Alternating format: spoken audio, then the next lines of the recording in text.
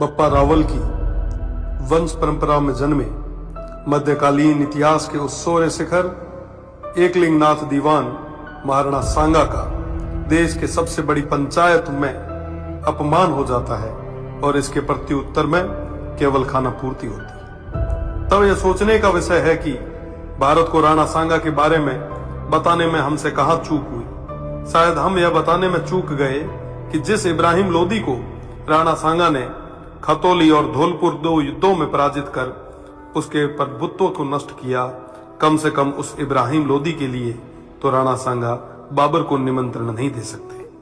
1519 में गागरोन के युद्ध में मालवा के सुल्तान महमूद खिलजी को 3 माह बंदी बनाने वाले, ईडर के युद्ध में गुजरात के मोहम्मद शाह की सेना को पराजित करने वाले, दिल्ली, मालवा और गुजरात की संयुक्त सल्तनतों को हराने वाले तत्कालीन भारत के शक्तिशाली शासक राणा सांगा को कहां जरूरत है किसी विदेशी को आमंत्रित करके सहायता लेने की।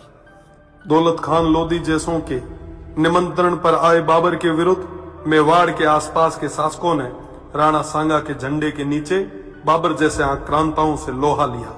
जिस राणा सांगा के साथ आमेर से पृथ्वीराज जी कछवाहा, बीकानेर से कल्याणमल जी, जोधपुर से मालदेव जी, मेड़ता से मीराबाई जी के पिताजी रतन सिंह जी व वीरमदेव जी, ईडर से भारमल जी, बूंदी से नरबत जी हाड़ा, सिरोही से अखेराज जी देवड़ा, सादड़ी से झाला अजय जी, चंदेरी से मदीनी राय प्रतिहार जी, हसन खान मेवाती सहित आसपास के सभी सरदारों का सहयोग हो, उन महाराणा सांगा को किसी विदेशी की सहायता की आवश्यकता नहीं।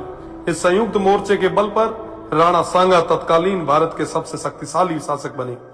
फलस्वरूप स्वयं बाबर ने राणा सांगा को अपना सबसे बड़ा शत्रु बताया। राणा सांगा ने इस संयुक्त मोर्चे के बल पर बाबर को बयाना के युद्ध में पराजित किया और बाबर की सेना को भागना पड़ा। इसी भागती सेना के मुगल जनरल मंसूर बरसाल लिखते हैं कि राजपूत मृत्यु के देवता हैं और वो हमारी तरह युद्ध से मैदान से भागते नहीं है। खानवा के युद्ध में बाबर के हरावल दस्ते को बुरी तरह नष्ट किया गया। इस युद्ध में क्षत्रिय तलवारों का पहली बार तोपों से सामना हुआ।